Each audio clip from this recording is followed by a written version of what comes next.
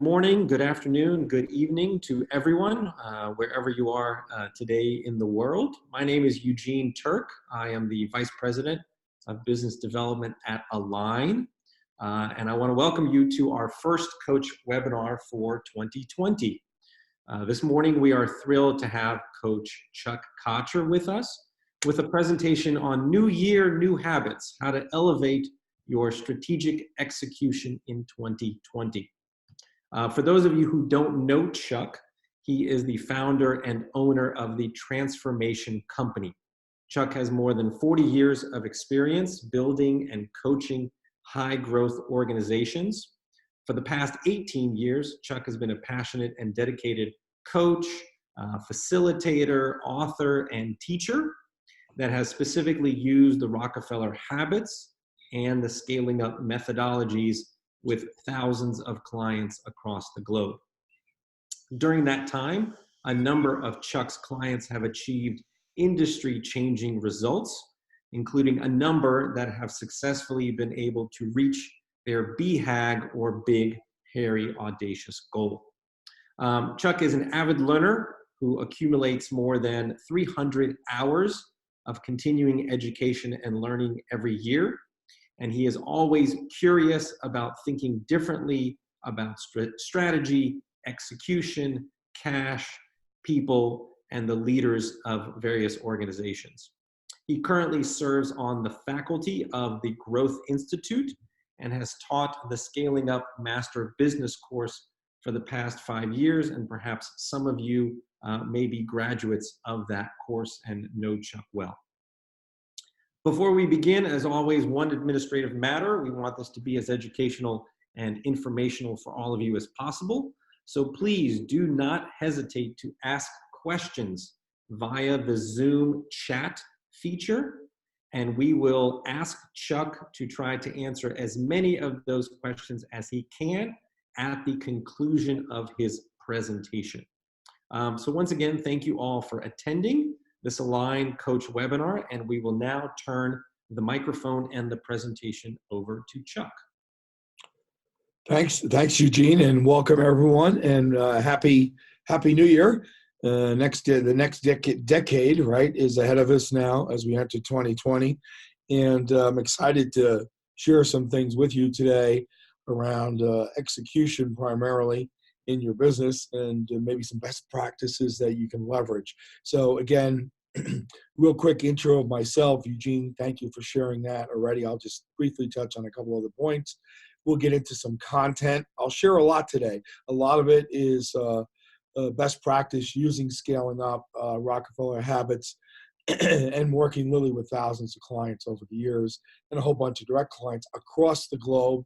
I've got clients across the globe on 6 continents, and then I also teach the Scaling Up Masterclass, and then we'll have Q&A, and I'll summarize at the back end. I've been in the coaching space since 2002. Absolutely love what I do. Excuse me.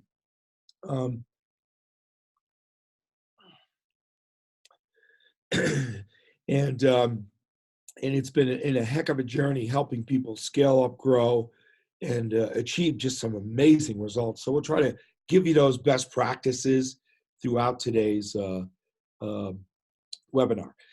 Scaling Up is a large community started by Vern Harnish. We've got a big community now we're developing across the world, many clients across the world using these tools. And obviously I'm a practitioner too, and I use a lot of other tools to use that framework and bring it to life. So you're gonna hear a lot of cool things. I've spent a lot of time with Vern. In fact, Vern recorded some videos for the Scaling Up Masterclass after he wrote the Scaling Up book, which is like Rock Habits 2.0. And what I love about Vern is he's constantly learning and constantly growing and constantly distilling all the things that we hear and see every day. The millions of books and ebooks that come out every year, Vern's able to get after the big things that are going to help us scale up. The challenge you have, though, is whether you're a startup business, early stage, later stage business, it's not easy. We all know that. We all know that. All of us entrepreneurs know it's a bit of a journey. And so we're going to try to give you some things on the executional side that should help you this year and then beyond this year to scale that business.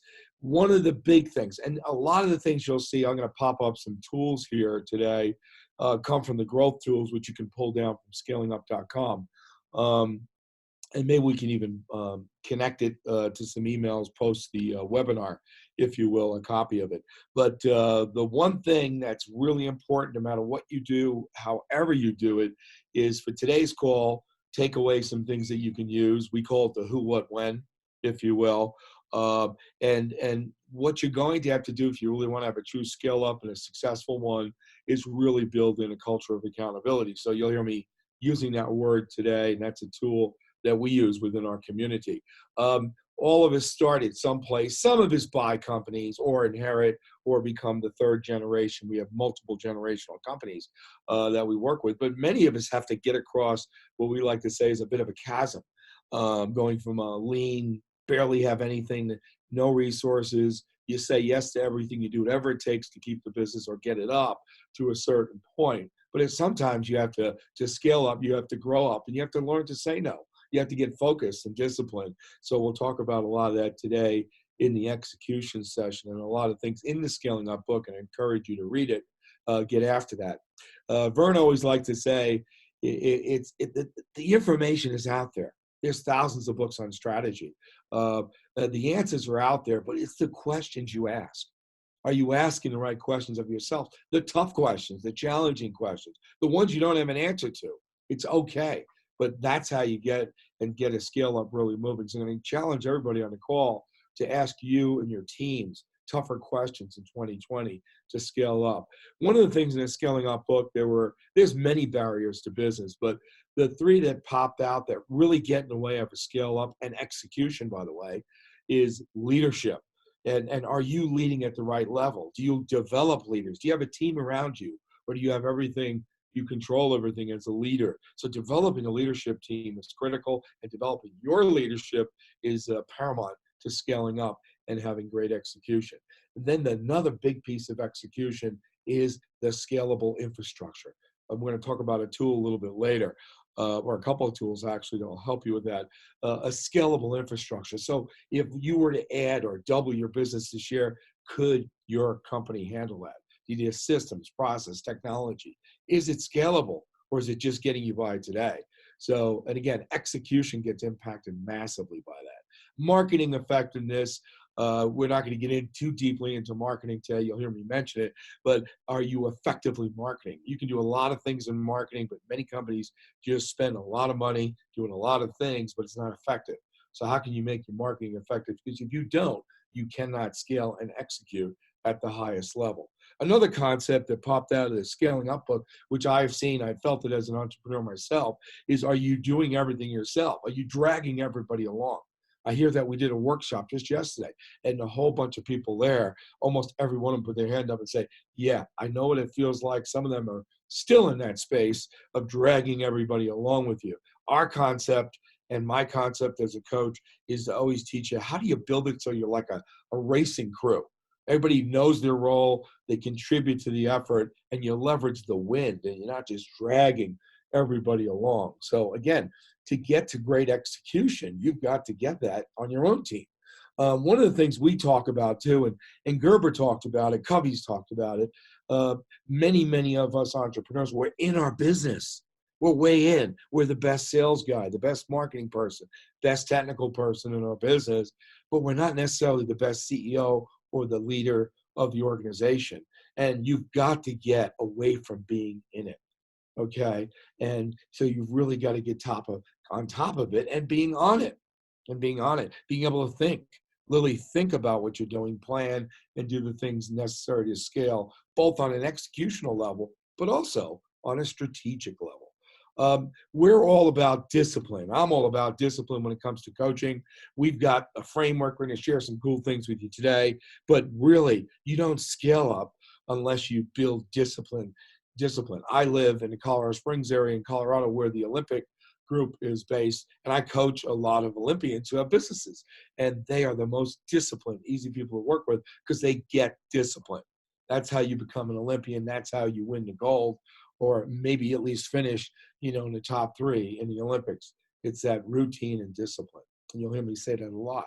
One of the big tools, the original book, The Rockefeller Habits, there's 10 habits. Now, I'm not going to go through every one these today, but I would encourage you, if you haven't read the book, Scaling Up, and you haven't seen The Rockefeller Habits, I would encourage you to get your hands on them. Those 10 habits, if you knock them into your company over a period of time, several years, and make them part of your company, not just do it and forget about it, will change the game. They will give you a platform to scale. You'll see massive difference on how the company operates, the culture, execution, strategy, the whole enchilada, if you will. So I'm going to encourage you, if you haven't seen the 10 Rockefeller Habits, go get them. Pick a habit that's going to help you scale, work on it the next quarter or two, and then get the next one in place. And it will take you several years, but it will make a massive difference in execution and growing your scale up. The other tool that we use and I use is the one-page strategic plan. I'm not going to spend too much time on it today, but this is a dynamic, iterative document that captures a whole bunch of different things in your business. So it cuts across different areas. So it captures the strategic part of your business, and on the core part, which is your values, your purpose, it puts in the strategic thinking, which is like a BHAG, and your 3 to 5 year strategies. And then it goes right down to execution. And this picture shows it from a daily perspective right out to the big picture. So if you're not using a planning tool, I encourage you, at a minimum, get the OPSP, one-page strategic plan, and at a minimum, at least get 2020 knocked down as far as what you want to accomplish, and then go quarter by quarter. Again, it's a powerful tool. Takes some time to get in play, but once you get it, it's a game changer to scale up. And like I mentioned, it's got 3 major sections, and it breaks down the columns and things like that.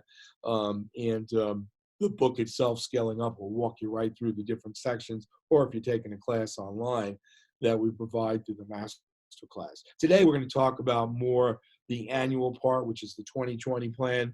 And again, I'm going to assume calendar for everybody today. Some of you internationally might be working on different accounting calendars, but let's just think calendar in 2020 for the purpose of today. So we'll talk about the annual plan.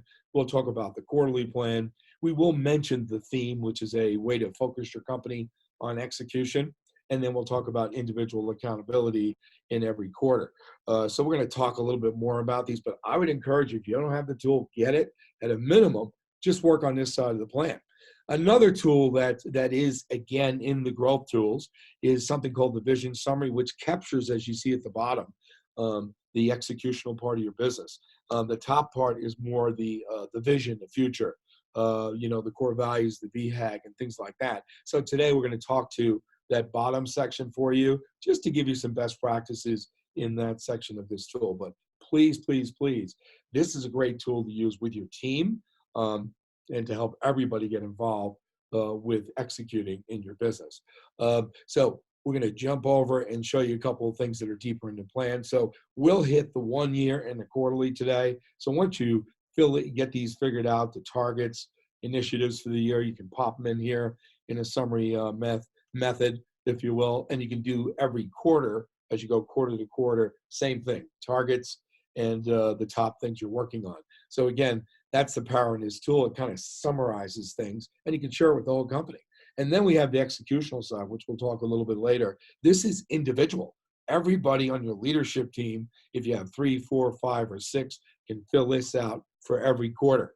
And it talks about the KPIs, their most important critical numbers they should focus on in their function in your company, and what they're working on that ties in to what the company's working on in a given quarter. So it's a best practice, awesome tool that you can use. Now, one of the things that we talk about throughout the Scaling Up community is getting everyone aligned. And that's what that one-page strategic plan is. That's what the vision summary is having your team help you fill it out, not you fill it out, and then share it, and then leverage that in and communicate that within the company. So you're going to hear, again, that's going to be a big thing. Get your company aligned on what the most important things are this year. Now, two of the biggest things, it's discipline and focus. But if you do anything from this call today, at least get the 2020 plan nailed down, or at least the next quarter if you're already into a year, or maybe you revise your annual plan if you're into a different fiscal year. But at a minimum, that's best practice. You've got to have that. You cannot just sit down, create a plan, and then hope it happens. And again, you're going to hear me talking about every 13 weeks, we're checking in with all of our clients to see how we do things.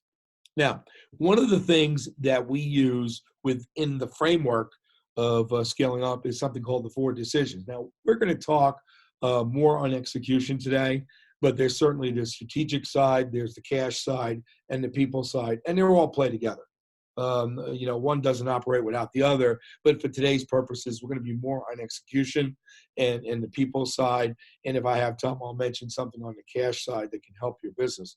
But they all play together, if you will. And those are the things that we believe you have to constantly be thinking about and challenging yourself on to do a true sustainable scale up, if you will. And they work together all the time. Somebody once said to me, "Hey, Chuck, if I finish cash up, am I good to go?" No, you're going to have to keep coming back to it. And at some point, in your year or the next couple of years, each one's going to step out as maybe the biggest challenge, and they become a challenge because your business changes, in different areas. One of the things that I believe in is discipline. And Jim Collins in Good to Great reiterated that. We use a lot of Jim's tools. We love his tools, and I think his last work, Great by Choice, is probably one of the best in a series of books he's written because it's really the culmination of his research and best practices. But he talks about disciplined people, disciplined thought, and then disciplined action. So that's best practice. Every one of my clients that have achieved BHAGs and have sustainable growth are all focused on these 3 areas and in a disciplined way. It's not random. One thing you can do, and I'm not going to ask you to pop it into the chat right now, although you could, is think about in 2020, as you come into the year, which area you're challenged with. Is it people, strategy, execution, or cash? And then maybe make sure if for example, we have a problem with people and hiring or, retaining, whatever it might be, that's a priority this year. If you got a challenge and that doesn't show up as the top initiative for the year, then you're ignoring something that can stop your scale up, if you will. So the next area we're going to go into is scaling up execution. And excuse me, I have a bit of a cold today. Scaling up execution is an area I'm going to try to share some best practice. And I'm going to give tips, and then at the back end, I will summarize these tips for you. So scaling up execution, the big question there is, do you have relentless repeatability? So in other words, are you continually doing things in a great way? And then the bottom line, it could be EBITDA or gross profit or whatever. Are you generating industry-leading profitability? Because that's the ultimate proof of great execution. And we've seen that in our companies. We have one company start at 10% EBITDA, and the last time we looked, it was 22% for the year. In an industry that's typically the average is way down, maybe 10 or 12. So they've almost doubled it because they're great at execution, if you will. So again, we'll pop into the vision summary. And when you think of execution, it has to be about focus and discipline. And all the tools I'm sharing with you at a very high level are all about that. They're giving you the tools to get the focus and the discipline in your business. The next thing is not changing things constantly. I see entrepreneurs who are very creative, but they're constantly changing their vision or their priorities and overwhelming their teams with 20 things versus 2 or 3 things. And you got to keep the main thing. Now, there is always exceptions, but it shouldn't be the norm to be changing things, especially during the year or the quarter. Get focused and execute. We have many, many disciplines that we teach in the scaling up community. One of them is nailing down your priorities and getting everybody on the team aware of them. Not, again, in a boardroom where nobody else knows, just maybe the leadership team or the owner only knows. No, this is a whole company we're talking about. Everybody should know what the priorities are in your company, whether it's the quarter, whether it's the year, and maybe what they need to do to help you. Data and metrics, we could spend hours on that. We all talk about big data and analytics and things like that. It's having the right data and metrics, both the things that have happened, the past trends, and then the future forecast. Be getting really good at both of those for your business to execute on. And then meeting rhythms, which we'll talk about, which the Rock Habit's really famous for. When we go back to the vision summary, we focus in on the annual. What I like to do here is maybe give you a couple of tips of best practices I see in strong companies and high scale ups.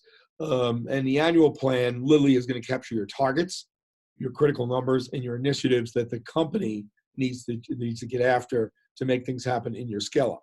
Well, every plan starts with a good view of what's going on. Most of you are probably pretty familiar with the SWOT analysis. There's a lot of versions online and tools that you can pull down online. And again, I encourage everyone to do a SWOT for the annual plan. So that's a strength, weaknesses, internally and externally, the opportunities and threats. And this is your landscape for planning. So it gives you a sense of what can we do, what can we leverage, what do we have to defend, what do we have to capitalize on, and in the weakness areas, maybe what do we have to do to take a weakness to a strength to really do a scale up the right way. So again, I tee up every annual plan with this, and we come up with the top 5 in each areas. We stack rank them, and they're right in front of us as we come up with our plan. And then every quarter, we go back and do a review to see what's changed. So we use it annual and quarterly in every company we work in. It's a best practice for sure. Some other best practices with the annual plan is really nail down as a company what the most important numbers are for the company. Objectives, EBITDA, gross margin, profit, sales, turnover, whatever you think, cash in the bank maybe.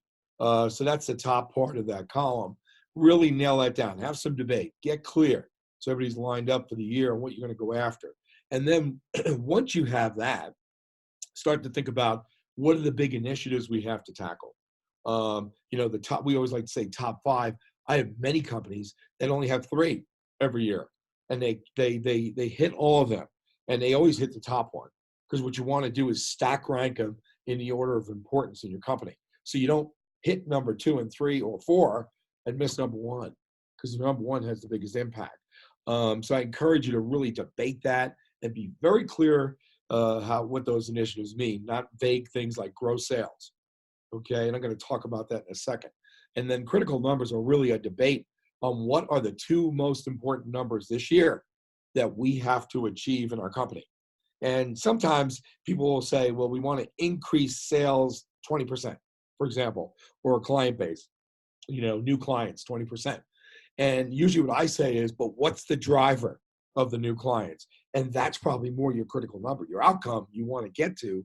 But if you don't have a driving number as a critical number, how are you going to get there? So it's got to show up somewhere else in the plan. So those are some tips, if you will, when you develop your annual plan. And each of you should be very clear, if you're not today, what your number 1 2020 company initiative is and who owns it, and how we're going to drive it, what resources we need, budget, people, other parts of the organization, cross-functional areas to help you drive that initiative. So be real clear when you go through your planning, what's number 1? And that's the big one. That one cannot be ignored. Now, quarterly planning is an iteration. We like to think of it as a 13-week race, so a race rather. So best practice is not just to have an annual plan, but to have a quarterly plan and to do it very thoroughly and rigorously.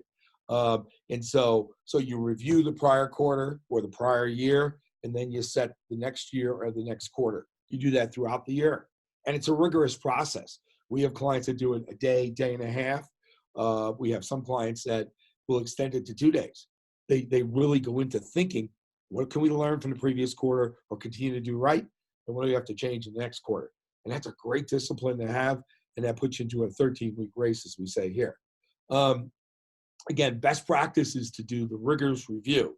And a lot of companies want to run through the review of the prior quarter or the prior year. In my view, you're giving up a lot of opportunity because you can learn from it. Learn what you're doing well, what you're not doing well. And then maybe big changes you have to make in a given quarter or year. And then again, typically the numbers in the quarter are just variations of the annual numbers that you target. The critical numbers, for the most part, are probably the same numbers you choose for the year. However, sometimes you have to identify a unique critical number for a given period of time. One of the big things I've found with initiatives, priorities, rocks, goals, and within the OPSP and the scaling up methodology is you've got to make sure you're talking about outcomes, not just we want to be better. That's not an outcome. What's the finish line? What's the start? Where are you? What do you want to get to? And it requires a lot of resources. So have great discussion. Don't have somebody march off and do something in a silo and then come to the rest of the team during the quarter. I need your help. And nobody's aware of it. So that's really deep, good planning. And that should come out of your quarterly meetings also. I like the SMART goal tools. There's thousands of definitions for SMART goals. Find the one that works the best for you. This is just a variation. But no goal, no initiative, no individual priority should not be put in. They all need to be put into SMART goal format.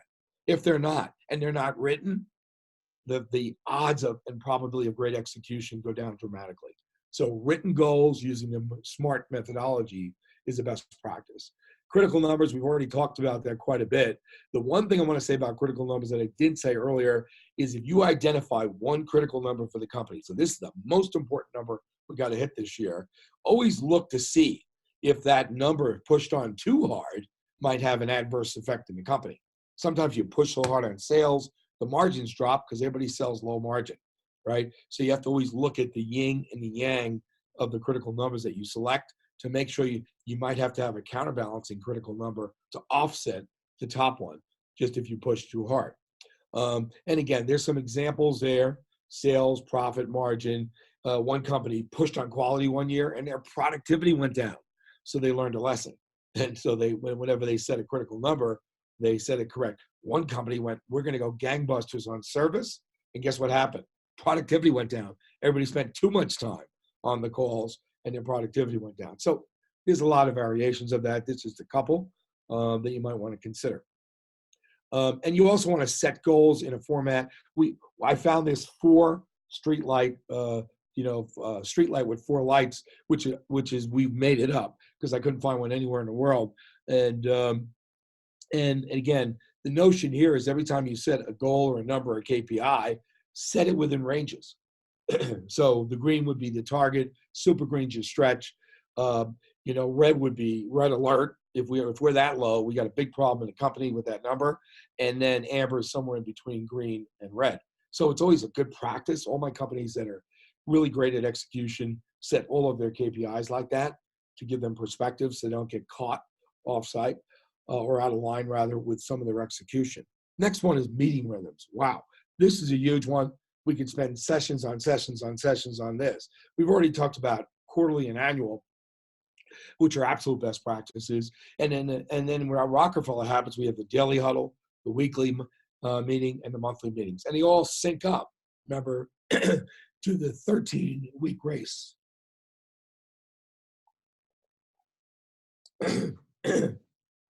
So with that said, though, my advice coming off this call, best practice, if you don't have any of this going on, get the annual and the quarterly done, okay? And then shift to at least a daily, maybe a weekly and a daily.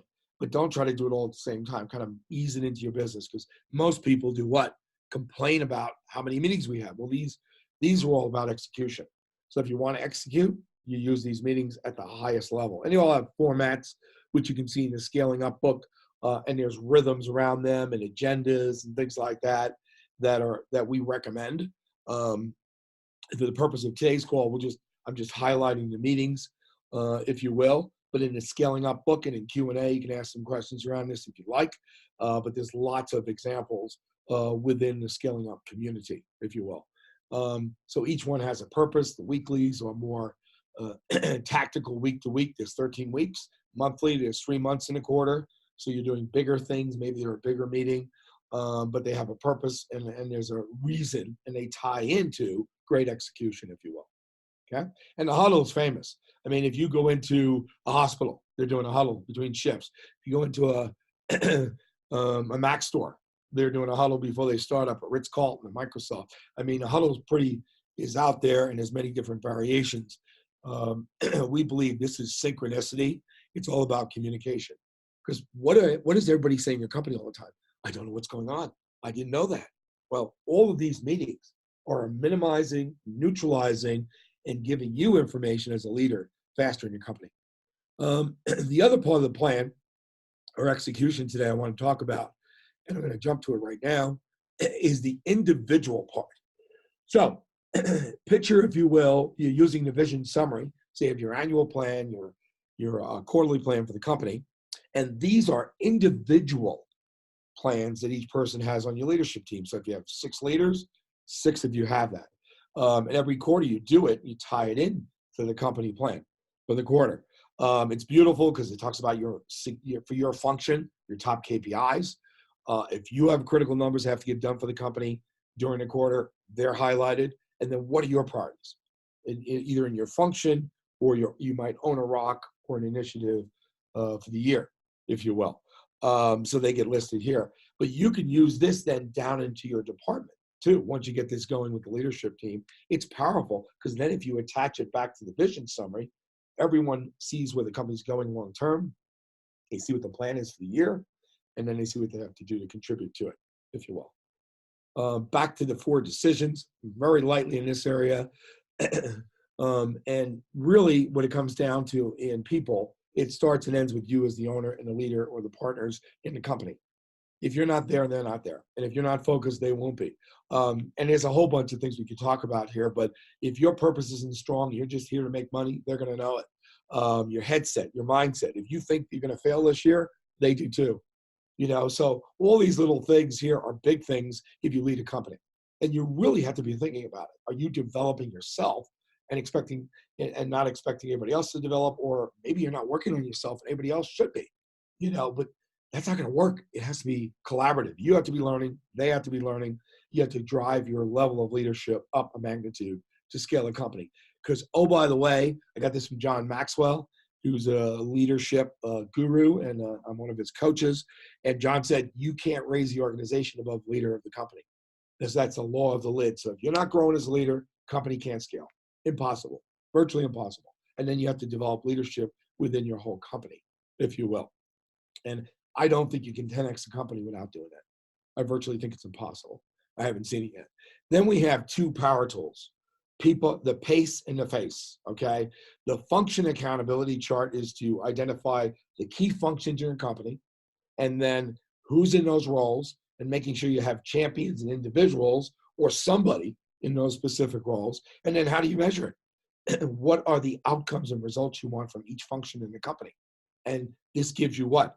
Accountability, results that you expect from the function, and then what are the driving activities. It's a great tool. If you haven't used it yet, I encourage you to do it. The opposite side, it's kind of the yin and the yang, is the process accountability chart. And that's about the core processes in your company. What are they? And, identifying them, who's a champion to make sure they're running and they're scalable so you can grow and execute the right way, because execution gets killed with both of these if they're not nailed down. And then how do you measure the health of it? How do you build the scale into the process? So again, these are framework documents. If you haven't worked on them, I would highly encourage you to do so, either with your coach or get them with the growth tool set that I mentioned earlier. Okay? So 2 core documents that help you with what? Execution. So we get back into the back end of today's content, and I want to get to Q&A because I love Q&A because that's where the great stuff comes out. These are some of the things that my companies do religiously. Their annual quarterly plans. There's not an option not to do it. They know how to say no, by the way. They think of things and they don't try to do everything. They focus on the few to get more done, if you will. They're very disciplined and they're focused and they make timely decisions. I see decision-making is a killer of scale. Waiting too long, let's think about it some more, overanalyzing things. Doesn't mean you shouldn't think. The Rockefeller habits, every company we've had meaningful scale and hit multiple BHAGs with, every one of them religiously put the Rockefeller habits into the company. Aligning and focus the whole company. It's something everybody knows, not just the leadership team.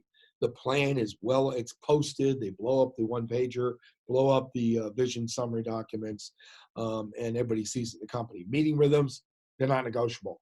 A daily huddle is a daily huddle, not once a week. A quarterly meeting is every quarter, not twice a year. So, you don't negotiate with these rhythms because they work. Smart goals and written goals, if it's not written, it won't get done. You can write it up and put it right into a line today. So you're leveraging that software is powerful for execution. Then the face and the pace, again, do these sooner than later. Don't wait, because it'll affect your execution big time. And then accountability, we could talk hours and hours on accountability. You've got to put that a level of accountability, teach it, have everybody understand it, but they have to understand what you need them to do, and why they need to do it before they can be accountable and commit to something. And then last but not least, know your numbers. We didn't even touch on cash today because that could be just a separate session unto itself. But cash is obviously, and people are very tied to execution. So I tried to touch on a couple today. So big tools that I've shared today will help you execute. And every one of the high execution companies we have these embedded in their culture, their company, and they use them all the time, including the OPSP. And many of these things are routines. I would argue routines set you free. If you're disciplined, you will see a company run more effectively, efficiently, and allow you as the CEO or the owner to get on top of it and work on strategy. And if you pause and hesitate too much, on any of the things we talked about today, it will be the end of the first quarter before you know it. So now we open up the Q&A and bring Eugene back, and hopefully I've shared some good things for you that'll help you scale. I'm going to put the top ideas there just up on the screen if anybody wants to take notes, and you'll probably be able to get the presentation recorded anyway to get that. Yes, thank you, Chuck. That was certainly quite a lot of information, really packed it all in. Again, for those of you who have questions, please use the chat. And we do have a couple of questions. I'm going to turn it over to Henry to ask those of you, Chuck.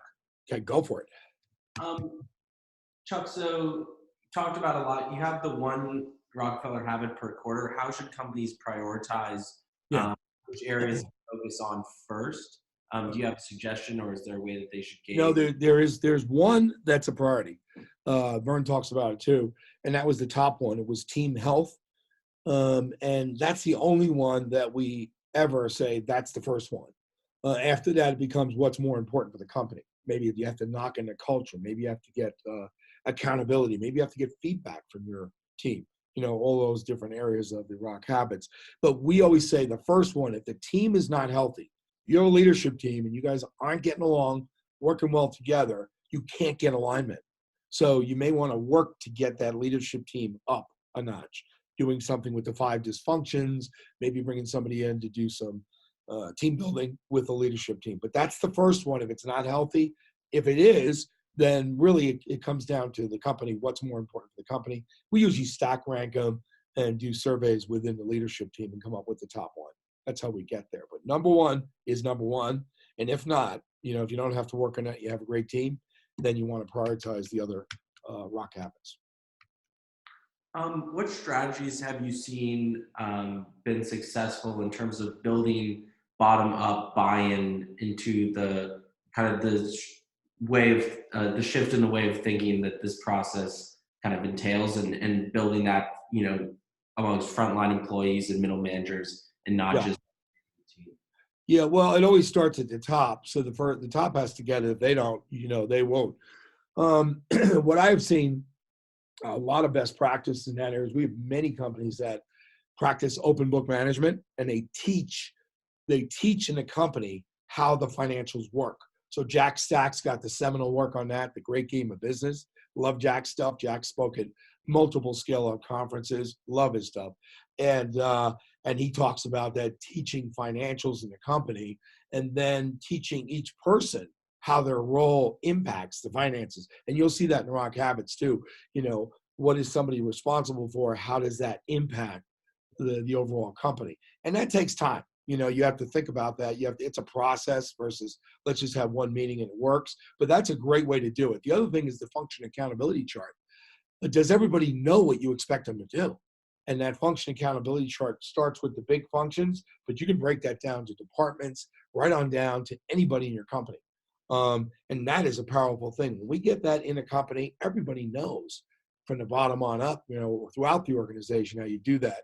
And then there's some other ways you can cascade different meetings like the huddles and the quarterlies and things like that down into your organization. But my big thing is get it right at the top of the company first, and then begin to practice some of the things I'm suggesting in the company to really drive it through the culture. Great. Can you talk about how you've seen technology or some technology tools help the acceleration of the rollout of this? Again, doesn't have to be a plug for our software, but curious. Well, it is. No, it is. I mean, using Align today is fantastic in the scoreboard. It's awesome, because it's online, it's transparent. Everybody, it's lined up with all of this, with the scaling up and the rock habits. So, and you guys are always working within Align to do it, make it even better, right? You're always listening to the clients. So that is a big tool. We have a lot of organizations that have industry things they use, because they're in best practices groups and there's something where they can put things online. But it is all about using the right technology that plays into what we're sharing today. And again, Align has the best fit. However, there are tons of technologies you can use in sales, marketing. I mean, there's just so much out there. I think we have to be wise with is getting the right technology that's going to do what you need it to do, not just a little bit of what you need to do. And then is it scalable? Or is it going to cost you an arm and a leg to add 10 more seats to it, type of thing, or it doesn't scale. So you really have to think on that. And you can use technology in operations. We have a couple of companies across the globe that have technology. They built their own inventory management system that's better than their industry, right? Because they're techie and they can get that. So again, you got to be careful. I always say with technology, make sure you get the right thing. And if you bring it in-house, make sure you have the skill set to scale. Because a lot of people can work on it, but they can't really scale it if it's in-house. So those are a couple of thoughts. But yeah, you've got to leverage it, but not just for the sake of using it. Hey, Chuck, thanks so much. Again, for those who have additional questions, please use the chat in the Zoom. I just wanted to ask a question. You presented that you should have 1 or 2 critical numbers each quarter and for the year. What do you say to those companies that want to have 5, 7, 8, 10 critical numbers in any particular time period? Too much. I mean, you already have financial targets, so that you may have 6, 7, 8 financial targets. But when I say critical number, it's the most important thing we have to get done to scale in a given period of time. And it's the thing that's going to drive something, change something, and get different results. So that's why we only have 1 or 2. Because if you have 5, 6, 7, 8, I mean, how do you focus on that? Same thing with the plan. We have up to 5 initiatives, not 10, 20, up to 5. And actually, the less, the better. I think you get more done with less, to be frank with you. So that's my thought on it. And I don't have anybody that even, if they bring it up, we discuss it. And then they realize that really there's 2 numbers or 1 number in some cases. That's the most important number. That's it. If we hit that, we win, during that given a period of time. So I push back on it. You don't have the resources for it. And I can't name an organization that has 6, 7, 8 critical numbers. I couldn't name them. Great, thanks. Why don't we just leave it open for just another minute? If anybody has any final questions before we wrap it up, feel free to post those questions now.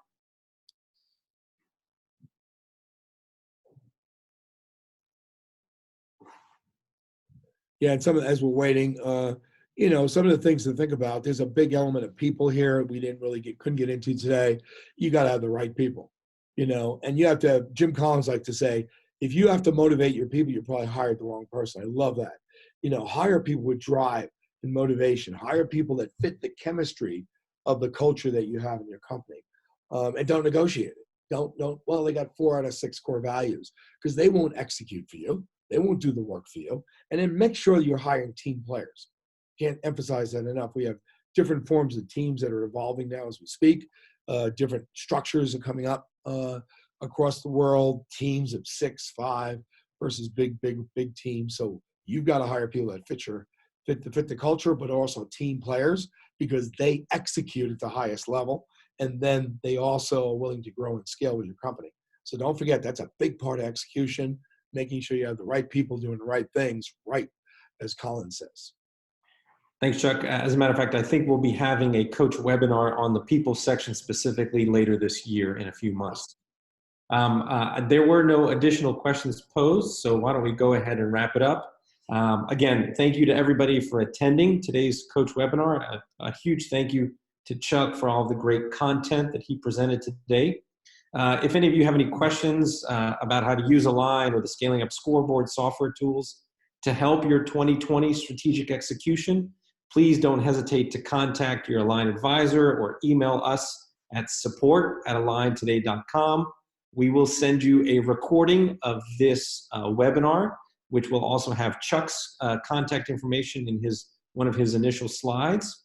Thanks again, and please mark your calendars. Our next coach webinar is going to be on February 4th, when we will have Rich Manders of Freescale Coaching present on Sparkle, which is his concept for the 7 steps that will help you create a more valuable company. So we hope you will join us. Until then, we hope you have a wonderful day, and thanks again for joining us this morning.